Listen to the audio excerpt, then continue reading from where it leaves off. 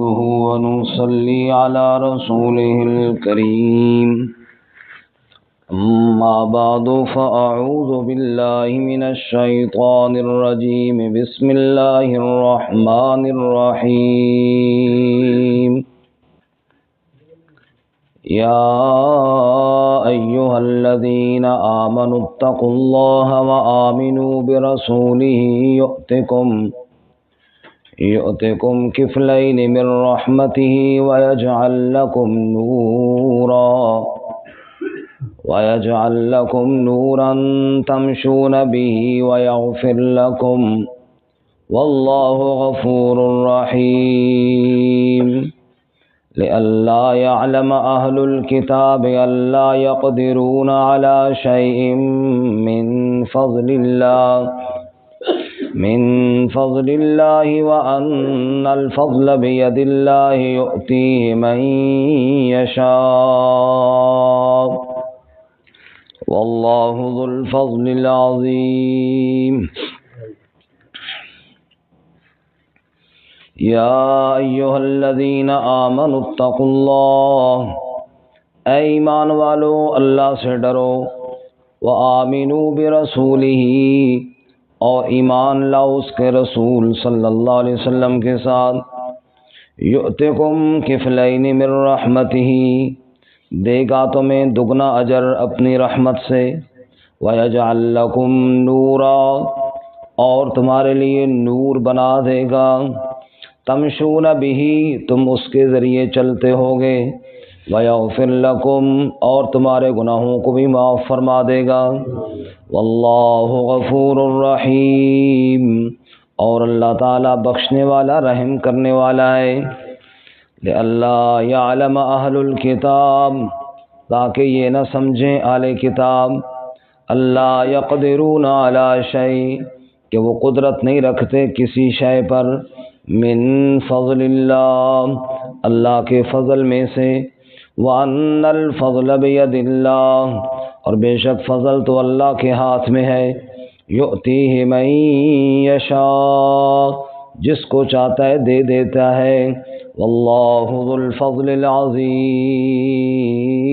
اور اللہ تعالیٰ بڑے فضل والا ہے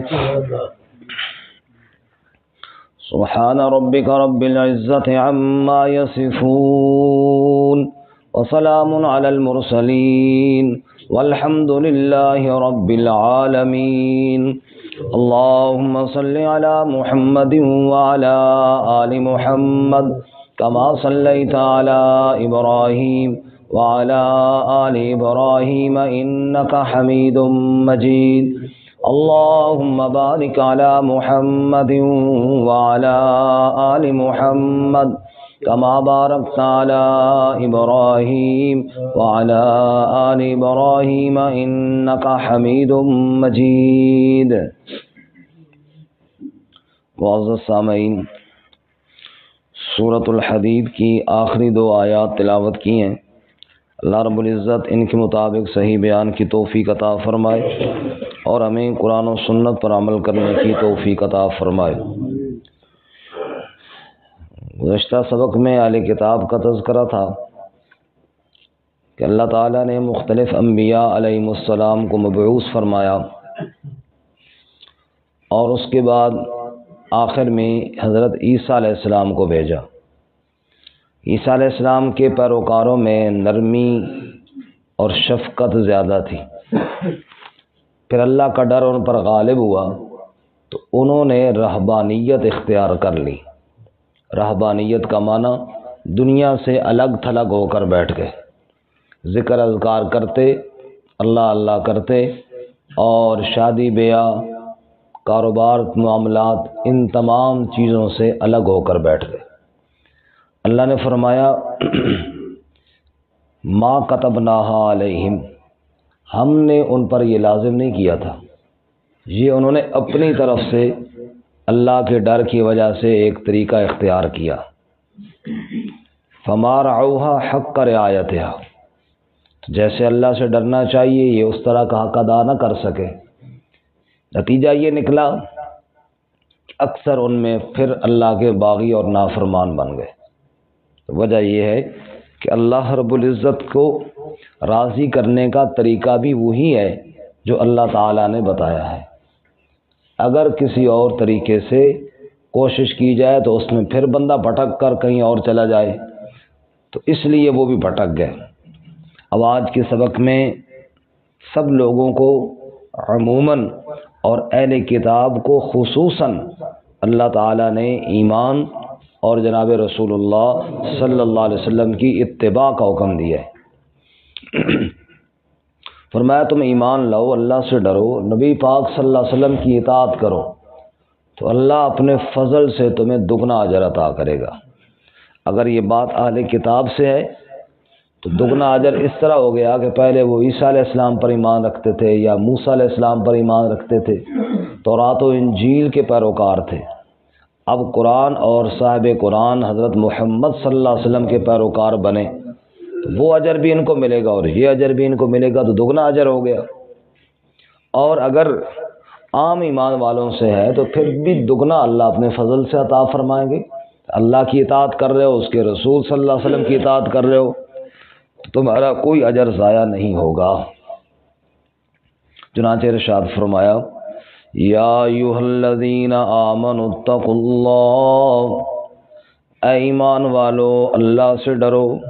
اور یہ قرآن مجید میں کئی مقامات پہ اللہ نے فرمایا۔ مثال کے طور پہ ایک دو آیتیں اور سناتا ہوں۔ یا ایھا الذین آمنوا اتقوا اللہ حق تقاتہ ولا تموتن الا وانتم مسلمون، چوتھا پارہ۔ اے ایمان والو اللہ سے ڈرو جیسا کہ اللہ سے ڈرنے کا حق ہے، اور موت سے پہلے پہلے سچے مسلمان بن جاؤ۔ ایک اور مقام، یا ایھا الذین آمنوا اتقوا اللہ وقولوا قولا سدیدا، اے ایمان والو اللہ سے ڈرو اور جب بھی بات کرو تو سیدھی بات کیا کرو۔ ایک اور مقام، یا ایھا الذین آمنوا اتقوا اللہ ولتنظر نفس ما قدمت لغد واتقوا اللہ ان اللہ خبیر بما تعملون، اے ایمان والو اللہ سے ڈرو، اور چاہیے کہ ہر بندہ یہ سوچے کہ کل کے لیے اس نے کیا تیار کر رکھا ہے۔ جب اللہ کے سامنے پیش ہوگا وہاں اس کے پاس کون سا سرمایہ ہوگا جو پیش کرے گا۔ واتقوا اللہ، اللہ سے ڈرو، ان اللہ خبیر بما تعملون، بے شک اللہ تعالی خبر رکھنے والا ہے جو تم عمل کرتے ہو۔ اور یہاں پہ فرمایا یا ایھا الذین آمنوا اتقوا اللہ، اے ایمان والو اللہ سے ڈرو، وآمنوا برسولہ، اور ایمان لاؤ اس کے رسول صلی اللہ علیہ وسلم۔ تو یہاں پہ ایک سوال ہے کہ ایمان والو ایمان لاؤ، اس کا کیا مطلب ہے؟